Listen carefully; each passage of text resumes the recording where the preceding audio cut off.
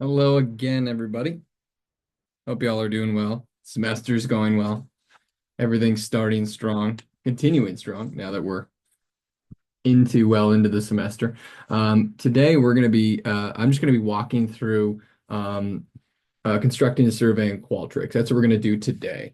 And really what this is going to be is this video and the example survey that I've included in Moodle will be the framework for your survey construction assignment. You're going to have everything you need between this video and the assignment, the example survey that I've attached as well. All those things you can reference for your assignment, and that'll work really nicely. So I'm going to share my screen as usual.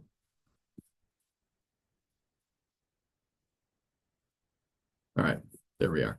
And again, a reminder, as always, to make sure that SPSS is set up on your computer. Email that pcsupport@cord.edu or call that number, or if you continue to have issues, email Carrie Dreher and myself, and we'll make sure that we get you access to SPSS.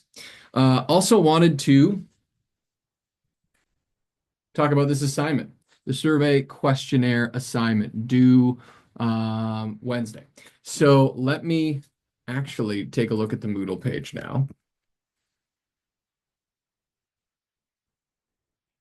I want us to go into the Moodle page first so I can show you what the assignment actually entails. The assignment that I just referenced. So at the very bottom, you can see here there's an example survey that I'll get to in a second that I've included there. And here's your submission for the survey questionnaire assignment.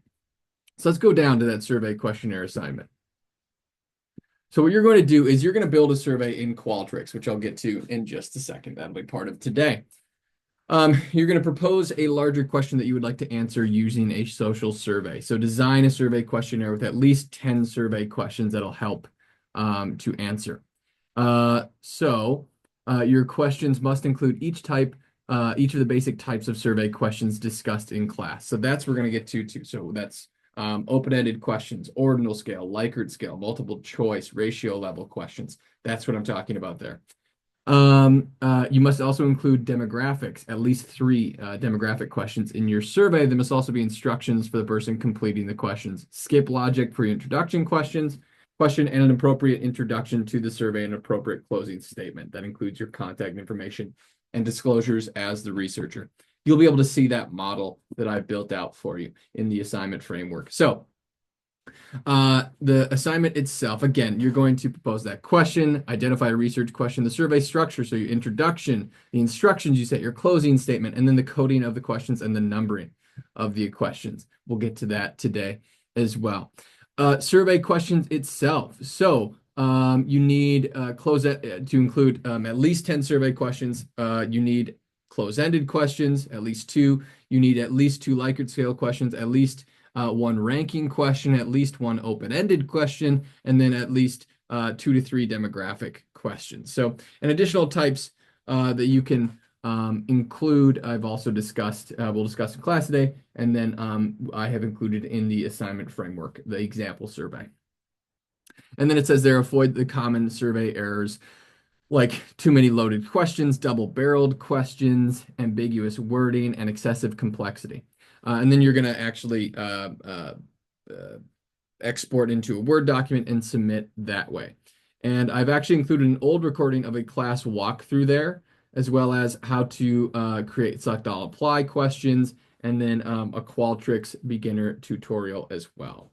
So all those things are good resources for you to, if you have to go back and take a look. And so I've also included up top here, where did it go? Here we go. Under the survey questionnaire assignment rubric, there is this link, which will download an example survey. I'll open that up for you.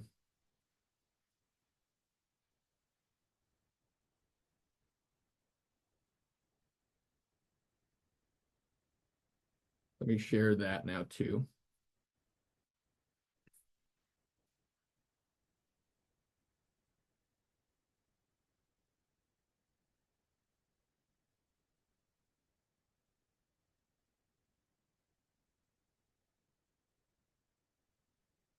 All right, so here you see the example survey. This is what your assignment output is going to look like. And you can actually practice that along with me today in the recording. This is what we're going to do today. So you see a preamble to the survey. All of this is going to make more sense after you see us how we actually build it in the assignment. But this is what your output is going to look like, including the codes, including everything. So all of this is what your assignment is actually going to look like as you turn in. Okay. But now let me go back and start sharing the presentation again.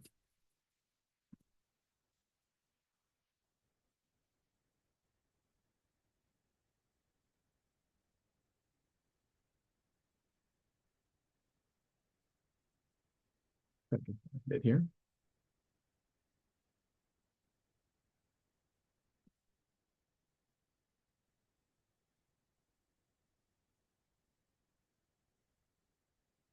No, not that page.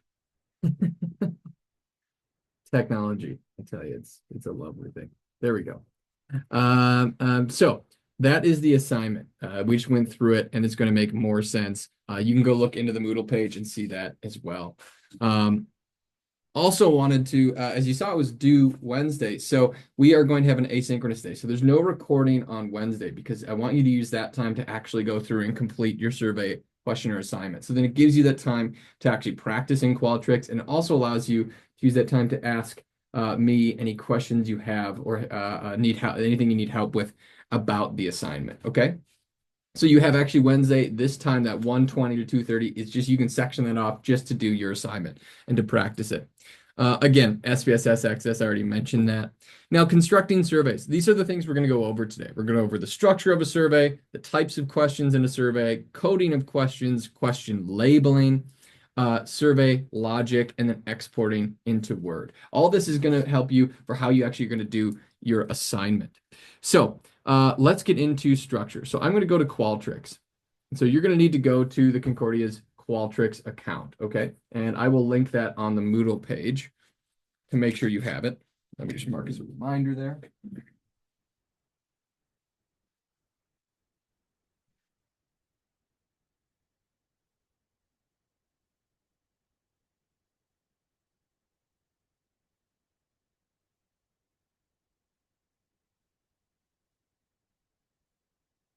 All right, so that will be up on the Moodle page, the Concordia Qualtrics link that you can make that you should have your account with. Now, this is what it's going to bring you to. You're not going to have any recently visited or example or any projects because that's what we're doing today. You're going to make your first project. But how you're going to create a new survey by creating a new project. So go down to the bottom left there, create a new project, and you're going to click survey. Okay, and then you're going to say get started. Name it survey questionnaire assignment Soch 228. You can name it that, and then your name. So you can go Sean Zimney, survey questionnaire assignment, and just create a blank survey project. You can create that, let that load. Internal surveyor, we don't want that. Let's try again. One second, let me just try to create a new survey. Apologies for the tech issues. Just try a brand new one. Example, survey 2. If not, I'll just show you what actually a survey looks like after it's built out too, and I'll show you how to edit and everything. There we go. So this is what your blank survey is going to look like. You can rename it up here. Again, name it that, Sean Zimney survey questionnaire assignment. There you go. And so it's just going to start blank. You're just going to start blank. So the structure of a survey. Remember, what do we need in the structure of a survey? We need a preamble and a disclosure, okay? We need a disclosure for telling the participants, giving them informed consent, allowing them to consent to the survey. So here's what we're looking at in the survey. Here's what the types of questions we're going to be asking about. Do you agree to continue with the survey? Yes or no. That's going to be step 1. So for example, In the example survey that I've built for you that you can reference, I'm going to go to that right now. You can see the preamble here. So this is an example of what a preamble can look like. So let's put that into this first question. Now you see that it's a multiple choice question here. So to change the type of box, the thing that you're working with is on the left-hand side. Instead of multiple choice, we're just going to add a text graphic area, okay? And then I'm just going to copy and paste my preamble. Your preamble is going to be different because it's going to be a different subject than my preamble, but format it in a way that makes sense. Talk about being confidential, right? And if you have any questions, you can reach out to you, the researcher, Sean Zimney, and then include your contact information, your email. So your preamble should look something like this. You're going to tailor it to your specific topic. Maybe you're going to make a survey or you're asking students a certain question, or you're asking faculty members a certain question, or you can get creative and you're asking organization members a certain question, or maybe you're reaching out to people in the healthcare system, whatever it is, the type of study that you want to, type of survey you want to create on a certain population and topic, you're going to focus the preamble on that. So you can look at it just like you did mine. And so here's, we're going to get to labeling in a second, but that's part of the structure. So that's the beginning of your survey and how you need to start with that. Now, at the end of the survey, you're also going to need a exit question. So at the bottom of the survey, you see there's a closing section that I've created as well. It can be something simple as this. Just thank you for completing this survey. If you have any questions, please reach out to me, the primary researcher, with email included. So we're going to also create another block, okay? And we're going to create a closing. And we're just going to do another text area. Make sure I can add a new question. Create, again, another text graphic area and create that closing, just like there. And you can pretty much copy word for word and just change it. This is as a thank you message for completing the survey. And if they have any questions, they can reach out to you.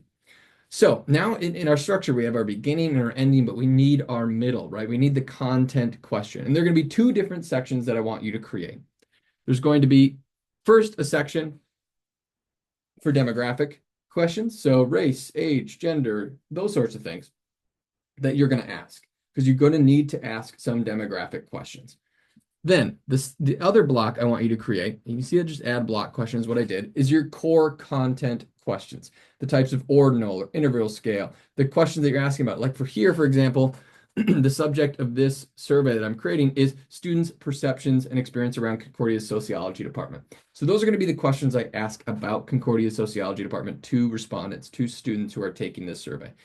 That's the content, the core content question. Okay, so that's the structure of your survey and your assignment that you're going to need. You're going to need that first default question, and you're going to need that closing statement, as well as your demographic and core content question sections. Okay, so that is structure. Now, types of questions too. So one of the things that you want for the types of questions, let's go back to this. Remember, there are the 5 types of survey questions. Your multiple choice, your ordinal scale, your interval scale, your ratio scale, and your open-ended questions, okay? So we're going to need types for each of these. I'm going to do a couple different types. You can see the different types in the assignment too, in the example survey, the Word document that I've included on the Moodle page for you to reference for your assignment. But you're going to want to include all the different types. So let's first focus on a multiple choice question. And actually, for your initial preamble, you're going to want to make that a multiple choice. So you can just change that very quickly. And because they're asking if you want to continue with the survey, you want to change that to a yes or no, okay? So you want to make sure that that question is a yes or no question. And we'll get to why you need that to be a multiple choice in just a second, but let's go into this further. So let's skip the demographics side for now. And let's first go to our core content questions. If I go to the example survey that you now have, you can see all these different core content questions. You see a lot of these are multiple choice, but they're different types of questions. So there are various multiple choices where you can choose each option. So you're going to use this quite a bit, I'm sure, because each of these have their own unique component for the core questions. But let's go back to demographics now. You can see our demographics section in the example survey. You have a few here. Are you a sociology major at Concordia? How old are you? All of these are examples of good multiple choice questions. Most of your demographic questions will always be multiple choice questions. So let's just start with the age question, okay? So we're going to ask, how old are you? It's a good example of an age question. So to add a new question, if you recall, again, we're going to go to this lower right in this block. Block 2 is going to be our demographics block. We're going to add a new question and just click that multiple choice. Okay. So to edit the actual content, the question text, you're just going to click into it. And you just got to start typing. So how old are you? I'm going to click, and then you just click out of it. And that saved your question. Now well, how do you change the answer choices now? Well, let's go back and see what we have. So under 18, 18 to 24, 25 to 34. So to change these choices, start with it, 18 to 24. And then click that second choice. 25 to 34. Click that third answer choice. 35 to 44. Now, I know what you're saying. You're like, well, how? There's only 3 options there, right? So if you go to the left-hand side, you see number of choices over here? I'm circling it. I'll circle it in red as well. Number of choices, okay? You can increase the number of choices with your survey question. So maybe you want 4 or 5 or 6 or 7, whatever it is. However many choices that you need for that question, you can add them. And you can also reduce the number if you need to. So that's how you add more. So 45, 54, and et cetera, et cetera, et cetera, okay? And we would get a question like that. All right. Now, so that's an example of creating a multiple choice question. We'll get into labeling it in a next step, okay? So ignore that for now. So that is your age question. Okay. Now, how about another type of question?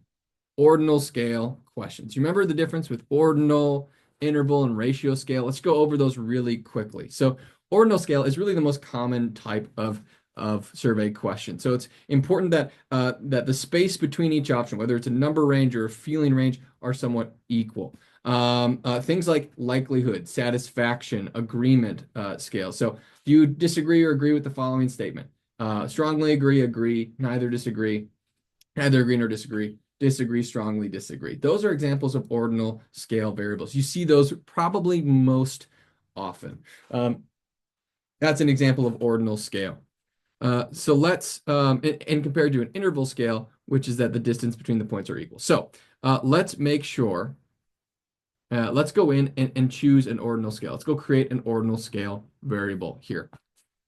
And I'm going to create it in the block 3 because that's going to be our core content question. So I'm going to add a new multiple choice question. If I go over to my example again, and I find an ordinal level question, here's one. Please rank your level of agreement with the following statement. Sociology 228, Research Methods and Statistics is my favorite course I am currently taking. All right. Let's use that as an example ordinal level question. We can format it to however you'd like, enter down, just like you would format anything else, Word document or not, you can format a question in that same way. So rank your level of the following agreement. And we're going to, it's an agreement scale. So how are we going to frame that agreement scale? This is a Likert scale question. So we need a ranking. We need an agreement ranking. So we're going to start with, strongly agree. And actually, Qualtrics is nice in this way. It will populate for you. I'm going to change this a bit though. So I'm going to change this to strongly agree, disagree, and then strongly disagree. So that's an example of a Likert scale question. You can also do a satisfaction. So if you see on the example as well, you could do satisfied. So you go highly satisfied, satisfied, neither satisfied or dissatisfied, dissatisfied, and strongly dissatisfied or highly dissatisfied. So you can do it in that sort of same way as well. So you can do satisfaction, you could do agreement level scales. All those sorts of examples are examples of a ordinal scale variable. Let's create another one. So we did an agreement scale. We did 2 agreement scales. Let's do this one. So this one is ranking. Okay, this is a ranking question. So the following, please rank on a scale of 1 to 5, with 1 being the most important and 5 being the least important, how important each of the terms of what each are in terms of what you want to get out of a Concordia sociology class. So you're ranking out of each of these pieces, the respondent is rating what is the most important. Is a good grade the most important? Is learning about research the most important? Is looking at the world through a sociological lens the most important? So I'll show you how to make this one as well. Just going to copy that text. You can actually write your text right in there. So I'm just going to create it as a, excuse me, let me redo that so you can see that better. Add a new question. We're going to make this a rank order question. See how you're ranking? Rank order here.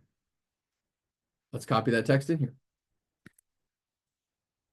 And then you'd add your options here. So maybe it's research, gaining research literacy. Maybe it's learning about statistics. Reading research articles. Getting a good grade. What's another one over here, for an example? Learning about the history of sociology. There you go. Oops. Learning about the history of sociology. And then you could change it. So this is how they're going to rank it now. They're going to rank all of these items. So these are both examples of the types of ordinal scale variables that you can assess, that you can include here. And that's how you do it. All you do is add a new question and add the type of question it actually is, and then add the content of the question and whatnot. So that's ordinal level. Let's talk about interval scale variables. So interval scale questions. So the key characteristics of interval level variables is that the difference between each response represents the same amount of change. So example, maybe it's 10 degrees of temperature, or maybe it's maybe it's a range of how many hours you're studying. But the difference between each option, unlike a strongly disagree or disagree, there's not numerical difference between those. Rather, there has to be a sort of numerical, a specific level of difference between the Likert scale question options. So temperature is one, for example. We'll get into some more. There's also not a true zero option in these questions. There's not a true zero. So let's go build an interval level variable. And you can see in the example survey, here's a couple. So there's one where it's a scale question, literally from, on a scale of 1 to 10, where 10 is extremely satisfied and 1 is not at all satisfied. How satisfied are you with the Concordia College Department? See how this is different, though, than the above, because there is a specific numerical length between each of these question options compared to strongly agree or agree. That's what makes it interval, but there is not a true zero. If we included a zero option there, there would be, and that'd be ratio level. But this is an interval level question. So let me show you how to make this one. Again, I'm just going to copy and paste this text. You'll write your own. I'm going to add a slider question here on how to rank this. You could include this as a multiple choice option. You could look that way. I'll show you exactly how maybe that would look first. But on a scale of 1 to 10. So let's make it 1, 2, 3, 4, 5, 6, 7, 8, 9, 10. Oops, I added too many. And I'll show this is how you remove choices as well if you want to do it manually. So I'm just going to remove the other choices that don't fit. So here's what it would look like on a multiple choice. And this is, you can absolutely do it this way. And I won't dock you any points. But if you want to go that extra step, let's make it a sliding scale. Okay? Slider. Now we actually need to remove, I'll show you how to format this in a special way. So you need to remove it and only want one option, right? So let's go all the way down. And we're going to, down here where it says the scale points, a minimum and maximum. We're going to want 1 as the minimum and 10 as the maximum, okay? Just click out of the question to save it, and now you've saved it. It looks the exact same, doesn't it? So that's how you make a sliding scale question. So you can make it really interesting and look different ways. This is how people can actually rank on there, is they can slide and rank their question. So that's an example of an interval level. Let's do another one. How many times per month do you utilize resources provided by the sociology department, such as office hours, advising, workshops? Question mark. So let's copy and paste that. Now, what makes this an interval level question? Because there's no true zero and there's specific intervals, numerical intervals. You can tell the difference between each of these categories. That's what makes it interval. Okay, so there's a 1 difference, right? Less than 1, 1 to 2, 3 to 4, 5 to 6, more than 6. Each of these are examples of an interval level because you know the exact difference between those categories, but there is no true zero. So less than 1, 1, 1 to 2, 2, 3 to 4, let's add another, 5 to 6, and then more than 6. And I want to point something else out that's really important here as well. As we make these categories, you see that there are exclusive categories to themselves. So a common error in survey construction is that if I put these categories as less than 1, 1 to 2, and then 2 to 3. Well, if you were taking that survey, if you had 2 categories of 1 to 2 and 2 to 3, but you're like, well, I study 2 hours a week, which one do I choose? Your answer choices have to be mutually exclusive. So you need 1 to 2, 3 to 4, 5 to 6, more than 6. So it needs to be, you need to know exactly that they are specified differences on what folks can actually decide upon about where their answer lies. So this is an example of another interval level. Now let's go over and make a ratio scale question. Ratio scale questions, you're asking respondents in a really measurable way, and you've likely seen these sort of questions about things like income, age, or hours spent on certain areas. So ratio level questions have a true zero, and often will be presented in like an ordinal question, but they have that true zero. These ranges can be treated as ratio responses. So an example would be, how many hours per day do you spend on a computer? And examples could be 0 to 2 hours, 2 to 4 hours, or 0 to 2 hours, 3 to 4 hours, 5 to 6 hours, more than 6 hours, things like that is an example. So let's build an ordinal level, or sorry, a ratio level question. Here's one. How many total sociology courses have you taken at Concordia? Build that in here.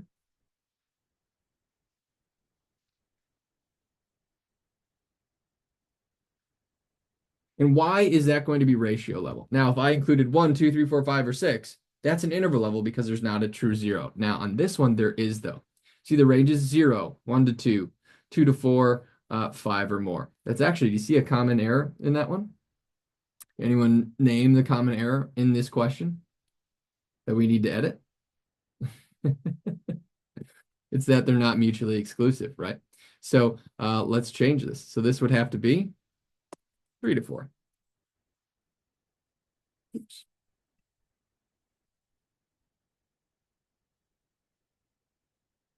Four.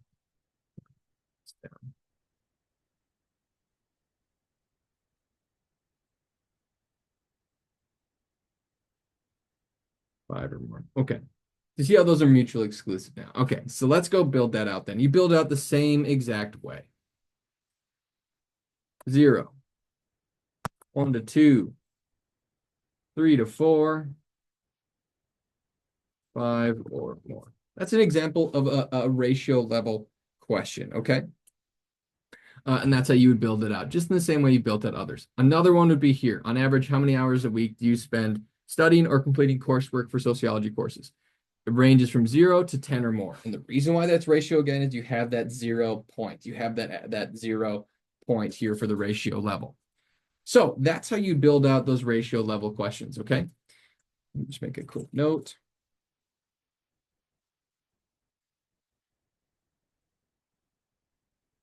All right. All right, so there's one more we need to show, and that is open-ended questions. Remember, open-ended questions, it's not multiple choice like this. It's not multiple choice.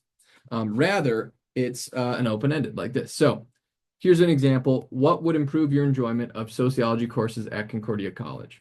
Let's add that new question in there. And instead of a multiple choice, we're going to add a text entry. So just like that, we're going to change that to what would improve your enjoyment of sociology courses at Concordia College. And I want you to go over to the left here. Instead of text type as single line, make that multiple lines or essay text box, one of the two.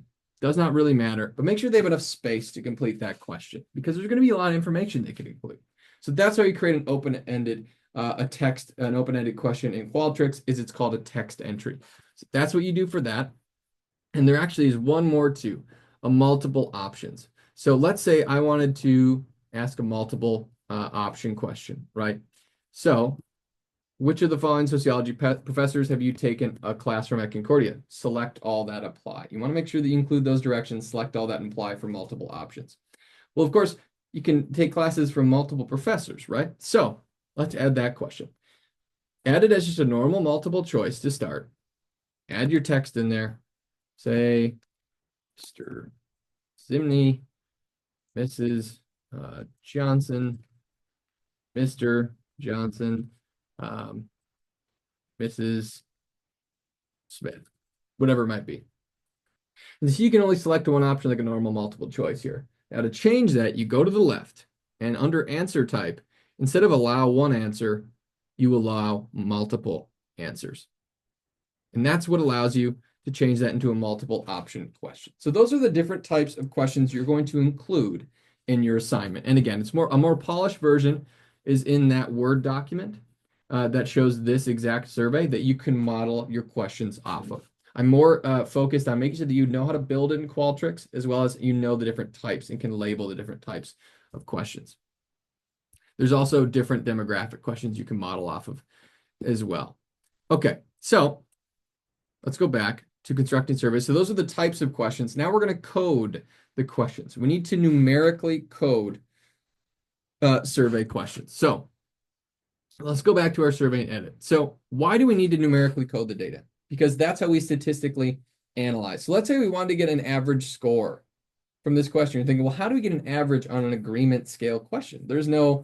It's not ranking 1 to 5 like these down here or like these. How do we get an actual average here? Well, here's how you do it.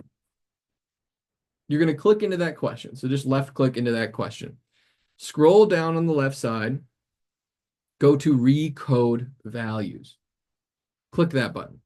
And you see the codes that have just automatically been ascribed to it by Qualtrics. We want to recode that. We want strongly agree to be a 5 and strongly disagree to be a 1. So click that recode values button. Go 5, 4, 3, 2, and 1 down the line. Make sure they're in order, right? Make sure it's strongly agree, neither agree nor disagree, strongly disagree, down the line, and code that way. And the reason why we do that is because now when we export this data into SPSS, which you're going to get practice next, when you say run a descriptive variable or descriptive analysis, and you want the average for this question, you want the mean score. Now you can get a mean score that will show the higher the mean, the closer to a 5 means more agreement with that statement. So let's say now we run that analysis and we get a mean score of 4.8. We know that the majority of respondents agree that Sociology 228 is their favorite course that they're taking. That tells us something about the data. That gives us information. We've now learned something new. So that's why we numerically code. And I want you to do that for most of your questions here. Your demographic questions you can keep as typical as they are. But like if you go into the example survey and in the Word document, you'll see how they're coded. You can model on how those are coded in the same sort of way. So do the same sort of coding for each of these questions. Same sort of coding for each of these questions. And code in the way that makes the most sense to you. So for instance, on this one, on average, how many hours per week do you spend studying? When I recoded this question, I actually coded the 0 as a 0 because I don't want to include that as a mean score as a 1 because it's not a 1. So I coded with their numerical correspondence. So that's an example of how you code. That's how you recode those variables. Make sure that you're able to go into the platform that you understand how to do that. And we can talk more and have questions. We can meet one-on-one if you're still confused about how to code the questions. All right, question labeling. Okay, question labeling. So you see these little labels up at the top of each question, not the block questions, but the question labeling here, like Q1, Q3, Q4. I want you to change those. And here's what I want you to change them to. And you can see them in the example survey too. I want you to label. You don't have to label the demographic questions, but I want you to label what each question is. So is it a ordinal level question? Is it a interval level question? Is it a ratio level question? Okay. So let's say this was an ordinal level question, right? I'm just going to click into that Q4 and it'll highlight. You put ordinal level question. I guess it doesn't let you type the whole word. So put ordinal level Q. That's all I need from you. And each one too. So ordinal level Q. On your interval level Q. Same with down here. Interval level Q. Under your ratio level Q.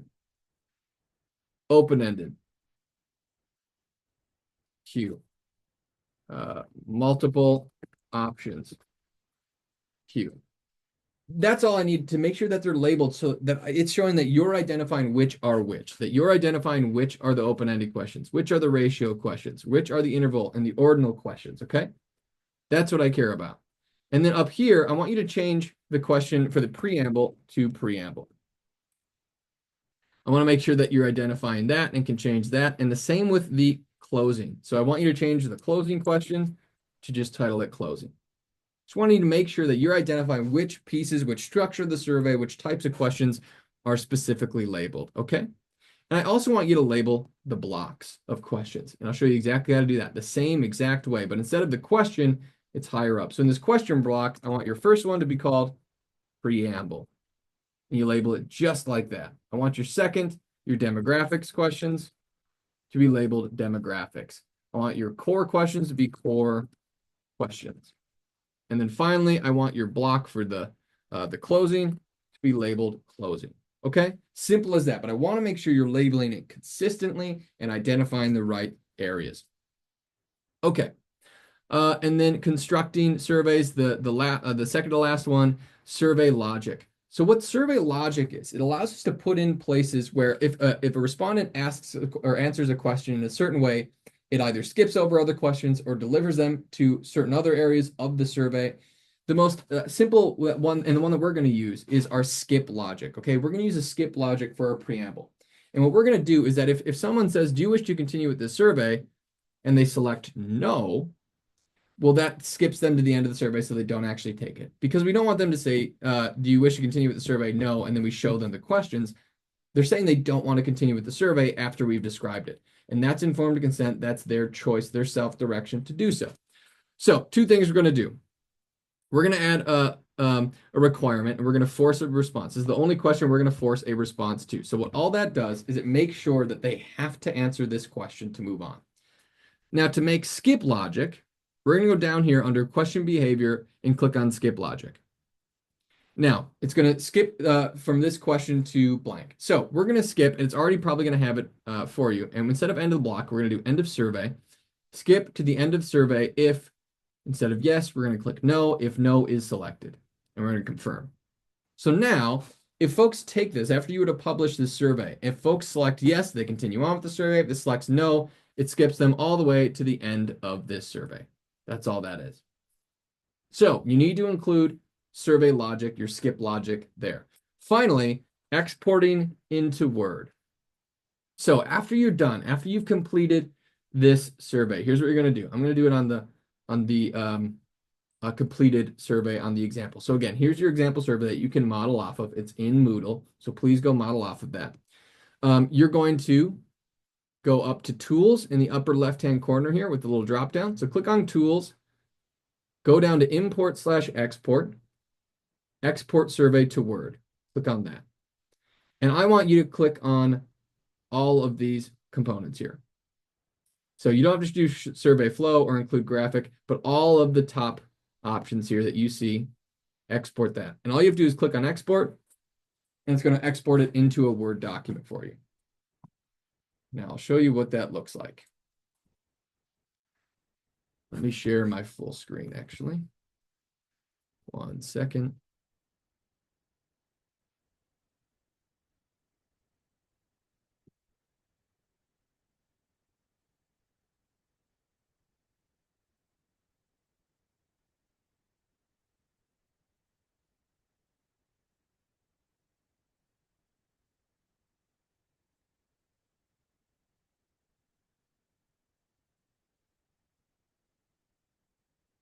All right. So here's what your exported Word document is going to look like. It's going to have the title of your survey. It's going to have the preamble. if I were you, I would format this different because it comes out a little bit wonky on the formatting. So make sure you format it, make it flow a little better. And you're going to have all these. You see how it's going to have the skip logic if you've included it there. It's going to have all the things that you want included in this survey, okay? So it's going to have all of your questions, including the codes. Remember, you numerically code it. So 1, 2, 3, 4, 5. It's going to have the codes included. I can see all of this. I can see end of block if you separated demographics and core questions. I can see the different types of questions you have included. All of this and more. We're going to be able to see. I'm going to be able to see all the coding that I want you to include in the survey. Okay, let me just make sure. Yep, so everything's in here, including the open-ended questions, including the multiple choice, and it has your closing as well, your closing block of the survey. So that is what I want you to do. That is for literally the entire assignment is what I want you to do for this course. That's all. So let me get back to sharing the other screen here. There we go. So going back to the slides, your 5 types of survey questions. I want you to go practice now. Go into Qualtrics. Go, make sure you have access to your account because you need it for the assignment. Go into Qualtrics. Here's an example. So just the same example that I used for my survey, right? For this survey that you can then reference on the Moodle page. Go in there and start making some survey questions. Start experimenting with Qualtrics and then start on your assignment because your assignment is due Wednesday. We don't have a class recording Wednesday, so you can use all of that time to do it and ask me questions if you have them. Happy to meet one-on-one and walk through all of this. But make sure you do that and finish up. Make sure you get comfortable in Qualtrics. Make sure you're comfortable coding all the nuances in this 40 or so minute recording. Make sure that you learn and remember how to do all of this. And so you can do it for your assignment. What I would do is as I'm doing my assignment, I have the practice survey, the example survey that I've included for you. I would have the assignment pulled up and this recording pulled up. Make sure that you have everything completed. Make sure that you have everything denoted. So please let me know of any questions that you have around constructing surveys.